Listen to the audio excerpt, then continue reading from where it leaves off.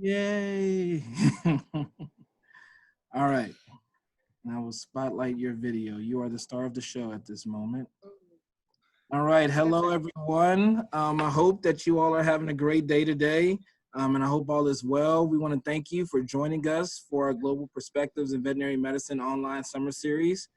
Before we begin, we ask all PVM students to write your name in the chat box so we can ensure that your presence is accounted for the certificate.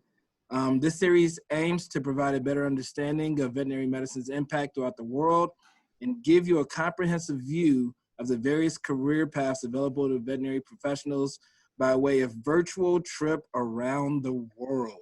Overall, these sessions are designed for you to place your career in a larger global framework. This afternoon, we have the pleasure of talking with Dr. Amanda Salb, head veterinarian at Lilongwe Wildlife Trust, head of the Wildlife Rescue and Welfare and project manager of the Wildlife Emergency Response Unit. She is also, hear me out, we have a celebrity in our midst. She is also Malawi's first resident wildlife veterinarian. That is amazing. Dr. Salb earned her bachelor's in biological sciences from Mount Holyoke College, a master's in science and medical science from the University of Calgary, where she researched and focused on wildlife epidemiology, and her DVM through Louisiana State University, LSU. In her current role, she wears many hats. She oversees the Wildlife Emergency Response Unit, which also has a partnership with the Lilongwe Wildlife Trust and the Department of National Parks and Wildlife. In addition, she manages the veterinary activities at the Lilongwe Wildlife Center there in Malawi. Her official title is Head Veterinarian and Wildlife Emergency Response Unit Project Manager. And she serves as the head of Wildlife Rescue and Welfare, in which she is responsible for developing the Lilongwe Wildlife Trust's new National Wildlife Rescue Service. And this rescue service is all about improving the welfare of wildlife across Malawi through rescues of wildlife in trouble, implementing animal confiscations, and providing education. She is also the star of the hit TV series called Malawi Wildlife Rescue, which you can see now on Love Nature, the television channel. You can Google it. She is a friend to the college and has hosted many of our PVM students for research opportunities in wildlife and wildlife rehabilitation and rescue experience. And we are just so happy that she joined us here today. Since everybody's on mute right now, I will do us the favor in giving her a humongous hand.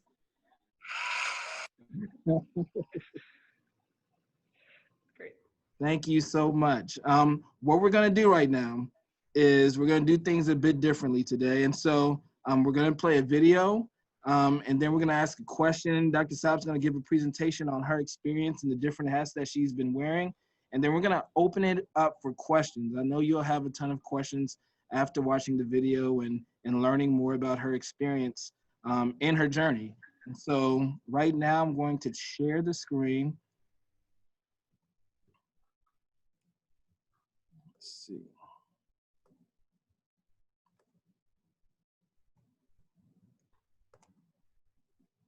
All right, I hope you all can see this.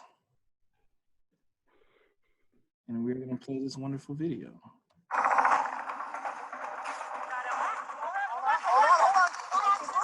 You never know what I'm going to be doing on a day-to-day basis. Show me where, show me where. We could be trying to catch a lion, putting collars on elephants. Go, go, run. Sometimes you're in the clinic stitching up monkeys after they had an argument. He needs to be able to survive in the wild. And it's so exciting to be a part of that. We're done. Let's go.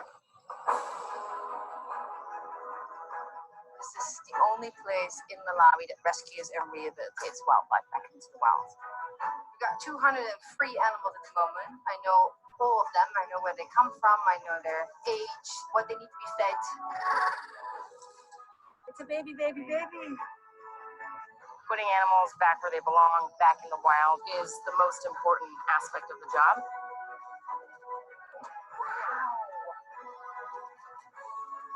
This this is the ultimate goal of all of our work.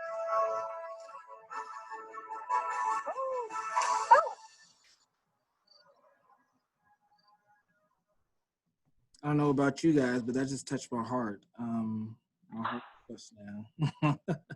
All right, so thank you so much, Dr. Salb, for coming here and visiting with us. How's it going? It's going pretty well. It's kind of chilly here since it's winter, but thank you all for having me.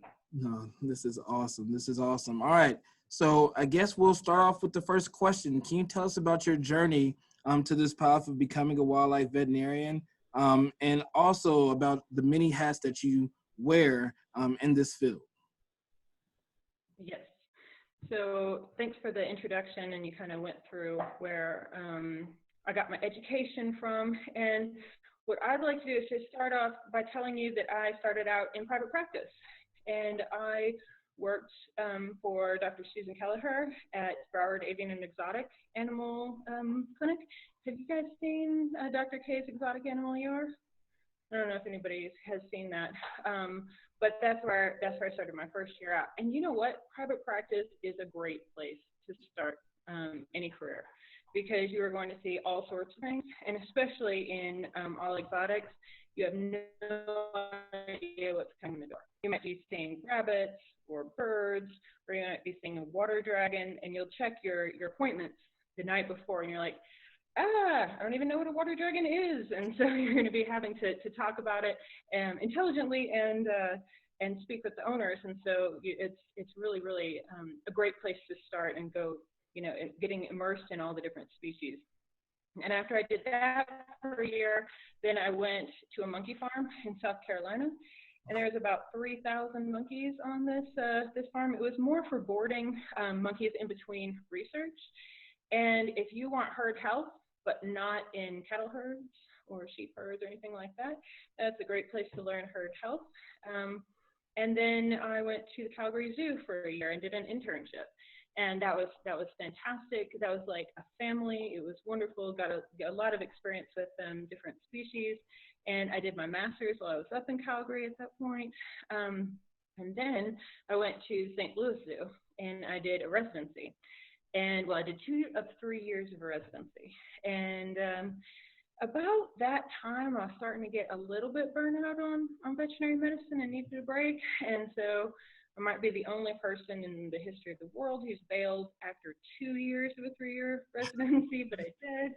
I went to Belize for 6 months, and I wanted to work with in situ conservation. And all of that time, you think that, I might have been super focused, but actually I was just trying to get experiences. And I was just trying to see what is it that I really wanted to do. And I'd always wanted to do exotics or wildlife. I knew I didn't want to do dog and cat, but I wasn't sure where my fit was. And I worked with a lot of amazing people, but I was still looking for more of a long-term fit. And after I was in Belize, I was like, you know what, I'd like to work abroad a little bit more. I think that's where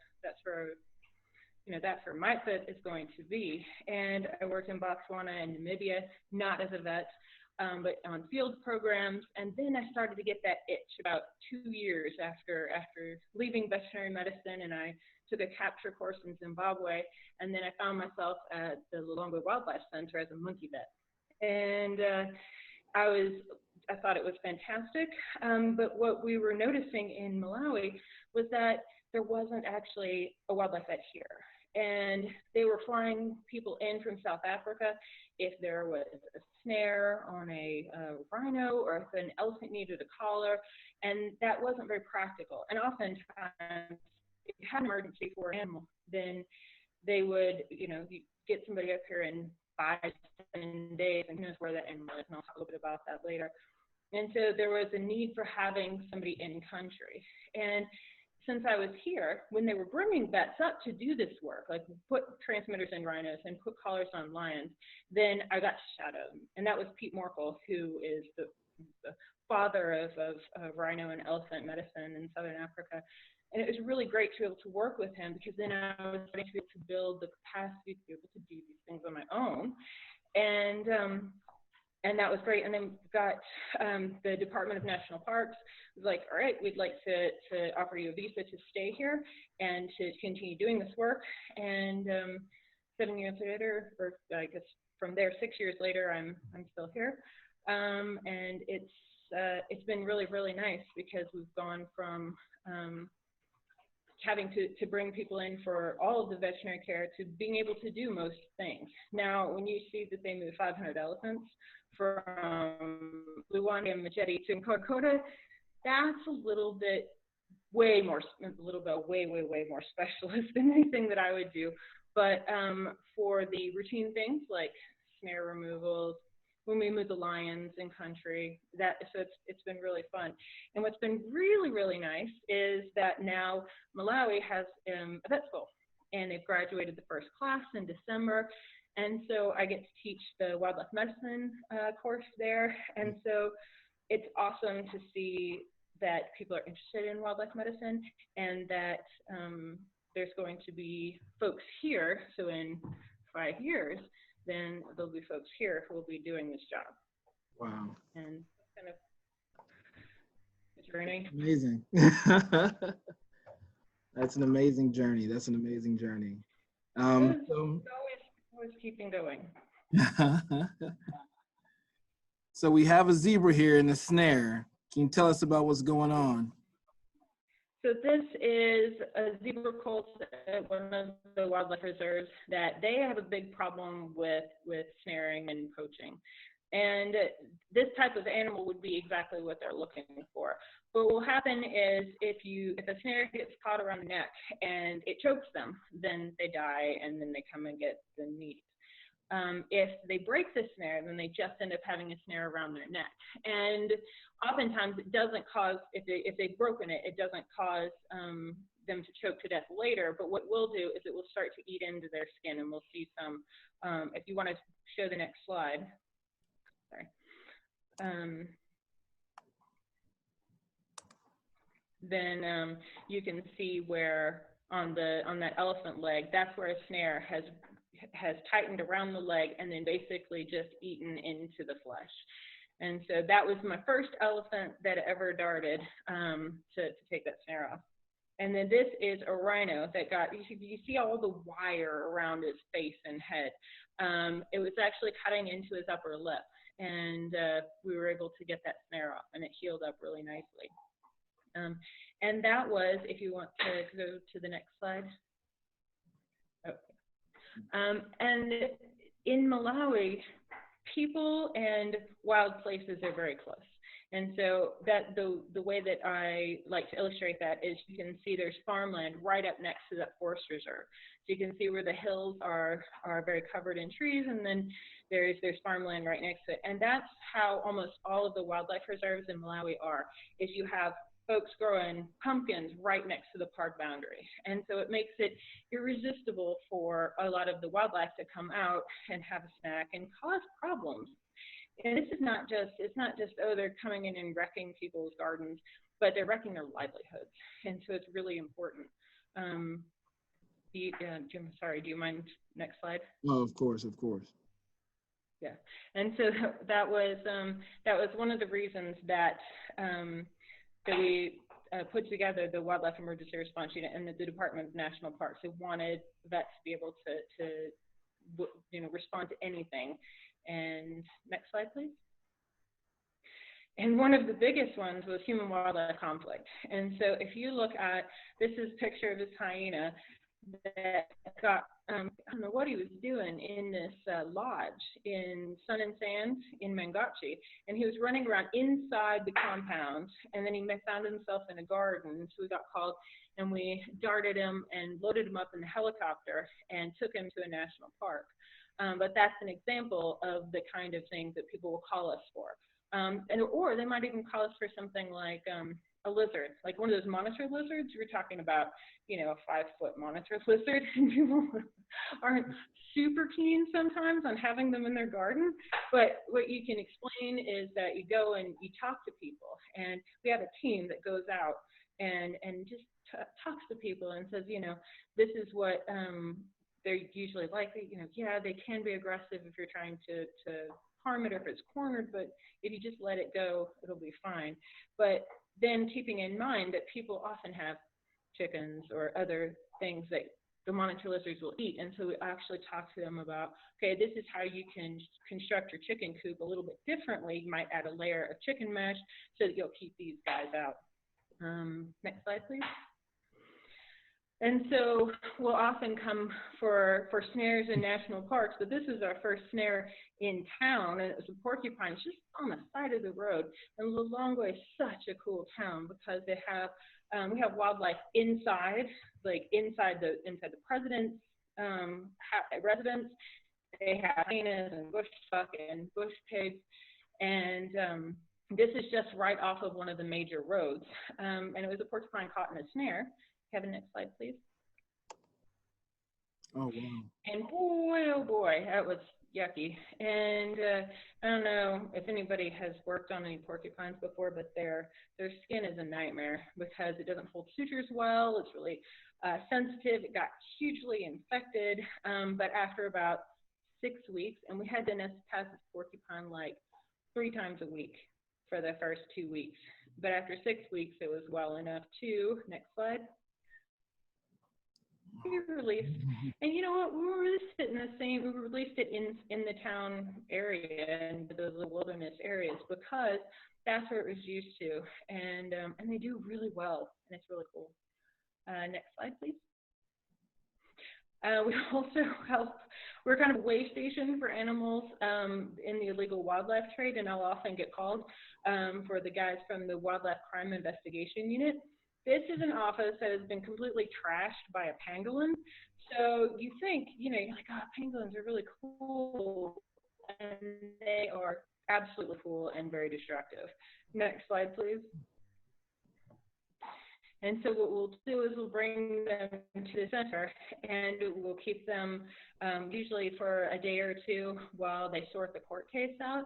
And this is something that's really important because we need to be able to support them, but get them back out into the wild as soon as possible. You know, hingeback tortoise, monitor lizards, other things that are in the pet trade or in the illegal wildlife trade, they're okay, and we can house them okay. Pangolins are hard, and they don't like to eat, and really sensitive, and they're super stressy, and so we try to support them and get them out as soon as possible. Yeah, these guys are, we actually had a pangolin come in last night. This is them going out. So the pangolin came in last night, took him out foraging. The animal care manager took him out foraging. He ate really nicely. He just got released this afternoon. So that was really awesome. Wow, wow. These guys are cool. And so some of the other things that we'll do is management support. We kind of support a lot of the in-country organizations, Department of National Parks, but then also other NGOs that are working in wildlife reserves or national parks. And this is us putting a collar on a lion. If you go to the next slide. These lions were a couple of males that really like to chase motorbikes. And the rhino trackers didn't like that very much. And so what they like to do is to find out where the lions were, and then they would go somewhere else to go do rhino monitoring because it was kind of unpleasant. But next slide. Oh, wow. And if you want to scroll through this one and then to the next one. So we have, it's really awesome to be able to be able to do these types of things in country, and especially like the elephant. There was a new protected area that was connected to a forest reserve, and they wanted to know, are these elephants going up in that forest reserve? And so we were able to put a collar on and see the horn transmitters in a black rhino. These horn transmitters actually they let us know what's happening for each animal. So any animal that has a horn transmitter can be found. It's really important because when these guys, if they do get poached, we know. Like you go out looking for them, you don't find them. And they've actually found rhino horn that was poached in a freezer in a community from using the telemetry. So So that's another sad thing that it was used for. But this is really important for monitoring, especially in a population where each individual is really important. Okay, now you can go to the next slide.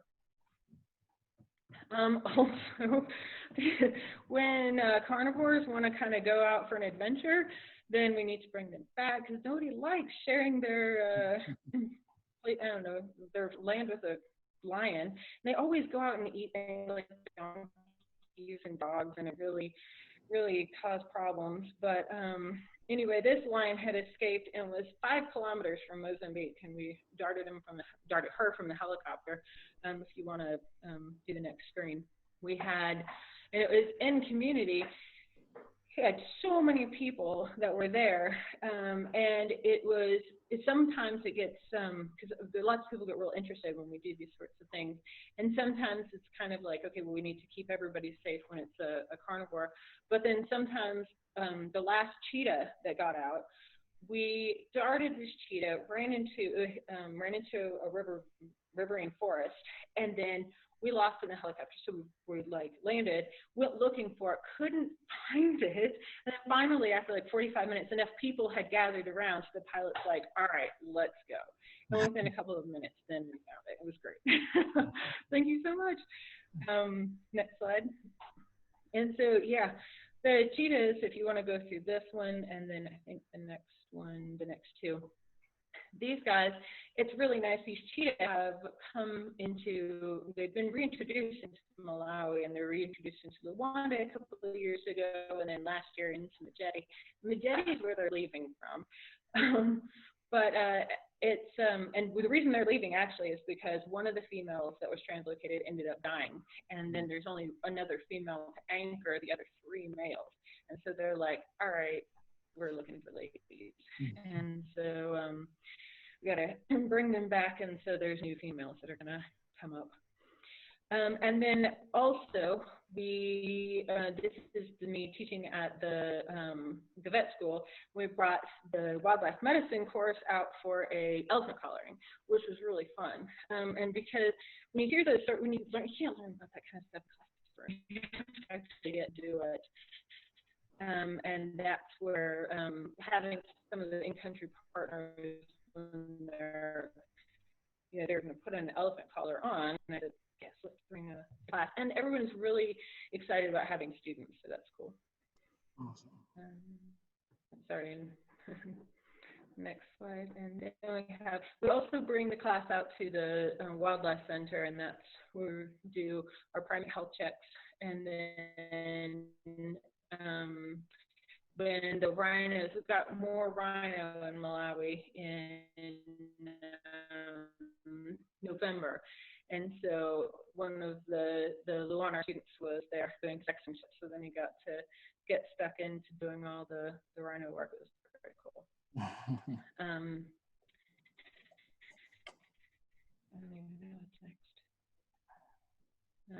Yeah, okay. I think in some of the questions that you had sent, you were talking about like what are some of the challenges we have, and so I had some really good examples of challenges. And if you see this water buck and how he's got that wire wrapped around his face, oh wow!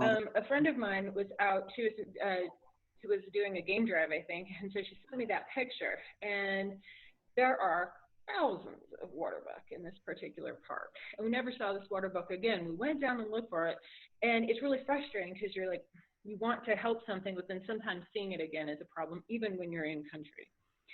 Next slide, please.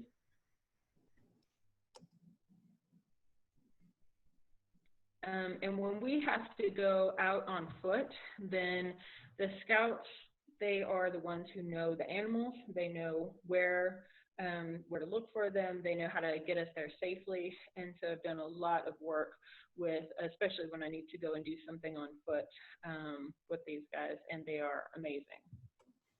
Next slide, please. And then sometimes you think, hey, look, I've got a vehicle, should be no problem. But the vehicles, like, there's not a lot of places in Malawi that you can drive off road. And I know that if you see a lot of the clips from South Africa, they just drive up to things and start things. Complete misrepresentation of what you do in other places. And so this is us looking at an elephant herd off in some rocky, thorny bush, and we just can't get to it. But on the next slide, you can see my preferred elephant darting, which is from the helicopter. And the helicopter came in country in 2015 or 2016, and it has just made everything so much better, because I really don't like darting elephants on foot. It makes me nervous. You have to get closer than I want to get. Rhino too, I don't enjoy it. It seems fun and exciting until they're running at you. And to do it by the helicopter, it's, yeah, that's nice. And some of the challenges we have is when we have animals with snares, like if you look at that wound, that's horrifying. And what is this going to mean for this animal? Usually they're still in decent condition.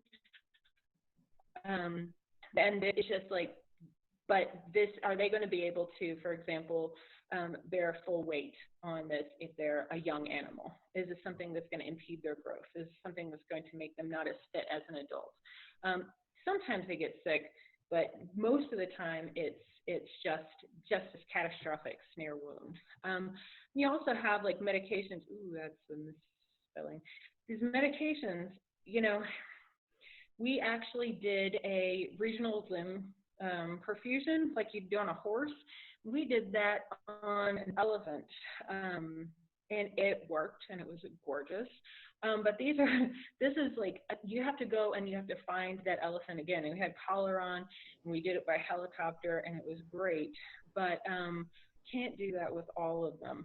And then also getting medications, even getting the drugs and the darts, it's really difficult because we have to order them. We can't go to like just one distributor. We have to order them directly from each manufacturer in South Africa or wherever, and then get them shipped up here.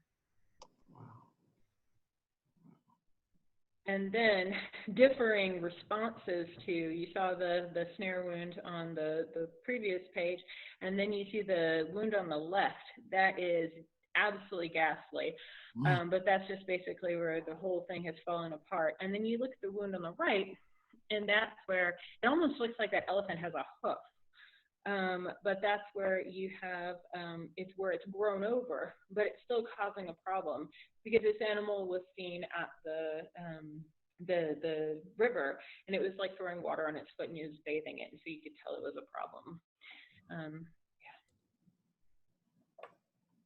And then some of the challenges, when we were doing rhino, everybody wants to be a part of it, and we were doing them from the ground, and it's nice to have a large team, to have some people monitoring, some people have an foreign transmitter, and then sometimes we were on the east bank of a river, and it was me, the pilot, and the field ops manager, and I was wanting him to take, I was like, here, can you take some pictures?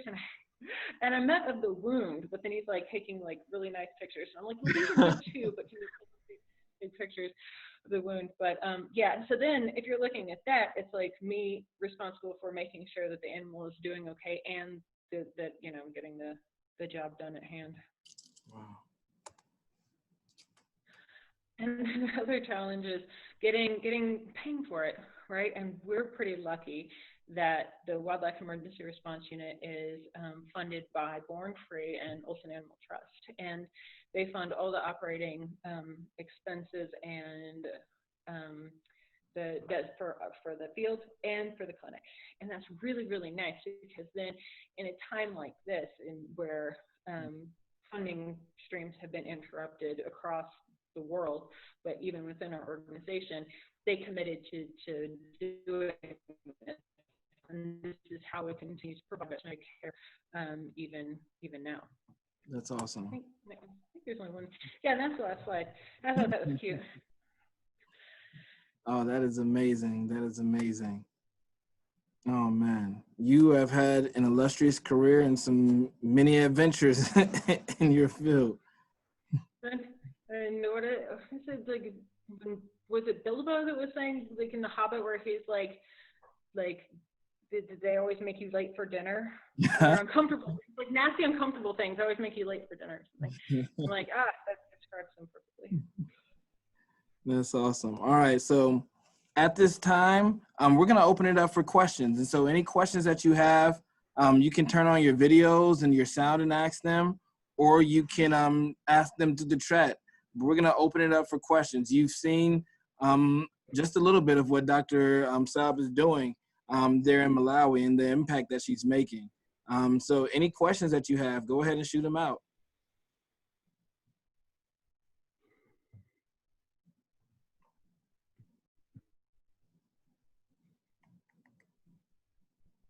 I have a question. All right. Hi, my name is Adriana. Basically, do you have any advice for somebody who's about to start vet school and wants to get into the specific field of work, like with wildlife conservation and rehabilitation? Yes, and I would have to ask 1,000 more questions. But I think if like general advice, follow your interests. And there's a lot of people in this field that will say, okay, this is what you need to do. And that's kind of how I got into a zoo residency that I then didn't enjoy all that much, that I don't regret, but that it wasn't a right fit, just because you start listening to other people are like, yeah, you should do that, or no, you should do this. If you follow your interests and you follow your heart on those things, then you'll never be unhappy, right? And things tend to lead one thing to the next. And I think especially in Malawi, that's what happened here, is that I didn't come here to do the job I'm doing now. It kind of evolved. Also because I found a team that I really worked well with. And in, you know, working with the Department of National Parks and Wildlife here, those guys are great. And I like being able to support their initiatives. And I think finding one, what you like doing, by, if you get the chance, by exploring a lot, and then two, finding a team that you fit in with. I think that's kind of some of the best advice. Otherwise, if you have very specific questions, then I'm super happy to answer them. And also I'm available via WhatsApp I have lots of students who are like, hey, do you have some advice on this particular position, or what about this externship or whatever? And I love talking about those things. Awesome. All right, so we have a question from Danielle in the chat. How supportive is the local government in prosecuting illegal wildlife trade and poaching? Are poachers often caught, and what is their sentencing? Good question. So what's really cool is that from the perspective of the Lilongwe Wildlife Trust, we don't have particular objectives as far as poaching and anti-poaching goes, and neither do the parks, other than upholding the laws of Malawi. And so there is a National Parks and Wildlife Act, and the government that's been passed, and it's been recently passed, and it's got a lot of very strict fines and prison sentences for it. And it's very cool, because this is something that obviously by passing an act like this, it's got huge amounts of government support, and there's a lot of energy in the departments, like the Department of National Parks and Wildlife, in the Wildlife Crime Investigation Unit, in the Criminal Investigation Unit, in the police, to work together for that. So there's a lot of support, which is really cool. And then they are, as far as often caught, yes and no. What's really, so when you're thinking about poaching, it's not necessarily as much about scouts going out and finding poaching, but having a lot of good investigation and informants, and having that network. And so there's a team within the Department of National Parks that actually, they focus on building that kind of informant network. And in certain areas, they're better than others. In certain areas, there's more threats than others, but that's really the key. And what's cool too is that we have a lot of community support for that as well. Awesome. Oh, sorry. You had another thing where it's like, what if they're sentencing? Okay, so this is, there's a lot, when you hear, if you want to read about this, you can look up, like, for example, Malawi 24, or any of the NASA Times, any of the news outlets for Malawi. and they'll talk a little bit about cases, and you can see with ivory and rhino horn and things like that. And if you see a custodial sentence, then that means that they've gotten jail time for it. So that's cool. Awesome. We have another question. They say you mentioned that you tried a lot of things before deciding what would be your permanent path. What made you realize that what you chose was actually right for you? Oh no. Listen, it's a good question. It's like, that's what I was saying. You got to explore a lot of things, and you say, hey, look, I think I might like to be an exotic animal vet. I like wildlife, but I also like exotics. And then you're in private practice, and you're crying every single day because you're having to euthanize people's hamsters, and you can't handle their emotional attachment to their animals. And you're like, I can't handle people's emotional attachments. And so then I ended up having to, like, I had to leave that completely, even though I really liked the medicine. I do really good medicine and really interesting stuff. But it was that human animal. And so that's why I can't do private practice. And that's why wildlife was really good, because and I love doing the stuff in the field, because you problem, you go catch the animal, you fix it, and then it goes off and does its own thing and kind of does its wild thing, and you don't have to, yeah. So I think actually once I started doing that and working with the Wildlife Trust, then that's when I knew. I was like, oh, hey, this is a place that because I've been a nomad, this is when I can stay. Awesome, awesome. While we're waiting on some more questions, I guess I have a question for you. In terms of global engagement, you've traveled, you've been around to many different locations and engaged in many different settings. How important is global engagement to you for veterinary medicine? Okay, so I've tried to give that a lot of thought, and I find it difficult because it depends on each person and what they get out of it, and then what they get out of it, because it's not just enough to experience something. It's like, how does it shape your actions then, and how does it shape the types of things you support and what you choose to do and not do, and that. And so it's a very personal thing, I think, for each person. But opening your mind to the fact that it's not just like, for example, the U.S., and that there are other things that you need to, I don't know, it's just like, it's because in the United States you can choose to live in a small box if you want to, and you can choose not to engage globally if you want to, and you see lots of examples of that. But then, you also see when people do that, they tend to change and they tend to change their perspective a little bit when they do go out and experience other things. But it's very individual, I find, and it's good if you can. Awesome, thank you for that. More questions. So you can unmute yourself and ask the question, or you can type in the group chat box to ask the question. Any more questions?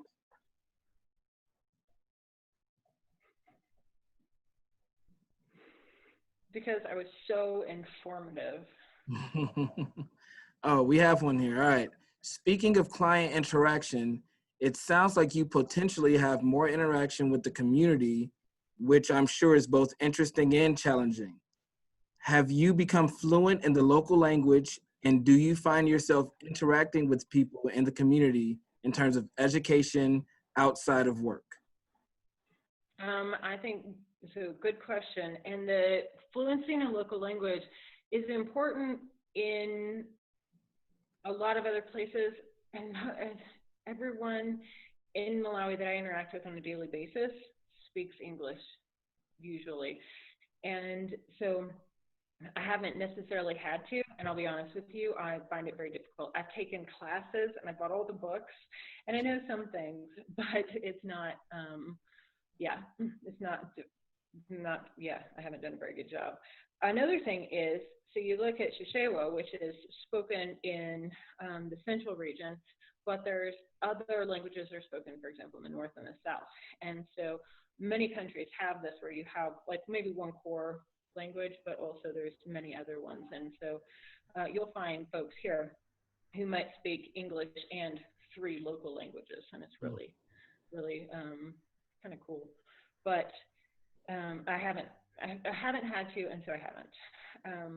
And that's, yeah, slightly embarrassing, but also that's the way it is. And when it comes to community engagement, because if you're going out where people might not speak English, having a relationship with a community gets you further in anything that you want to do. If you're coming out and, you know, you can't go somewhere and just imagine if somebody showed up in your community and you don't know, and starts talking to you about something. Are you going to pay attention to them? Probably not.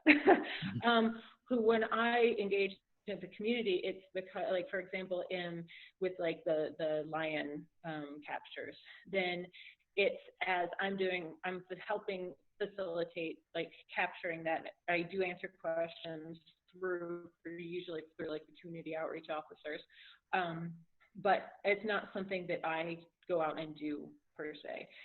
In town I do as part of the rescue, because mostly it's when other people can't, and I'll go out and chat with folks. But yeah, it's also not something that there are other people who do that better, and that's who I try to, you know, communicate with, and then they go out and do the initial or the actual engagement. Awesome, awesome. All right, we're gonna do something at this time. We usually do a picture at the end, right? And so if I can have everyone, you know, clean their rooms or get a background, but take their cameras off so we can do a photo of this moment. And I'll screenshot it. It's usually awkward.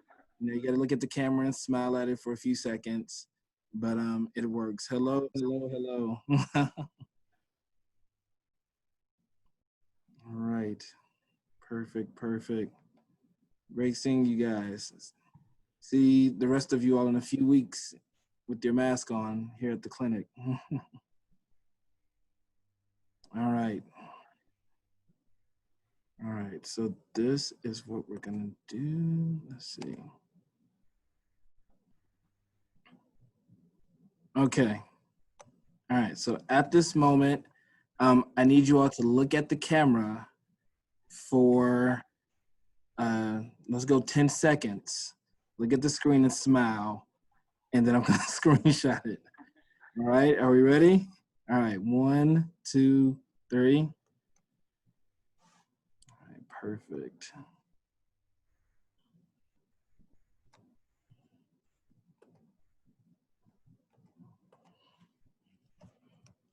All right, great job, people. Great job, great job. All right, do we have any more questions? Do we have any more questions? For those students that are interested, the Lilongwe Wildlife Trust does take interns. They do have research projects. I believe last year, if you were a first year, you had a chance to hear from some of our students on the research that they've done there. You know, Dr. Salb, do you want to speak a little bit about that, those opportunities for students? Sure. It's always like, speaking about it now seems a little bit funny because we had such plans for the summer. So like right now we should be doing health checks on so many groups. But yeah, especially during the summer months, we schedule all of our group health checks, and so that's when we like to have extra help, and that's when you get your hands on animals, and it's mostly monkeys. But if you can bleed a monkey, then that's probably harder than most other things. But anyway. Yeah, and if you have any questions about that, or if you have any questions, I guess in general about wildlife medicine, it's a really diverse field, and I don't mind if you want to send an email or it's or WhatsApp. Actually, that helps. And I do very well with chatting because even when I'm in the field, I can do that. Because sometimes it's just asking about like just the small things. I don't mind, because it's also having somebody who might be a colleague in the future, right? And that's what I have, a big network. So if you look at Dr. Susan Kelleher and Doug Whiteside from Calgary and Martha Wepper from St. Louis and the guys that I've met from South Africa, like I actually have, and Mark Mitchell from Louisiana, when I have problems, I send them all emails. And I say, can you help me? Or what's that picture? And I'm like, oh, so this baboon just died, and look, and hemorrhage, and what? And that's what I'm using. And I love having that kind of network. And so I'm always looking for new people, and anybody who's interested in doing wildlife medicine or exotic animal medicine, having that network. Awesome, awesome, awesome. All right, guys. Well, thank you so much for joining us.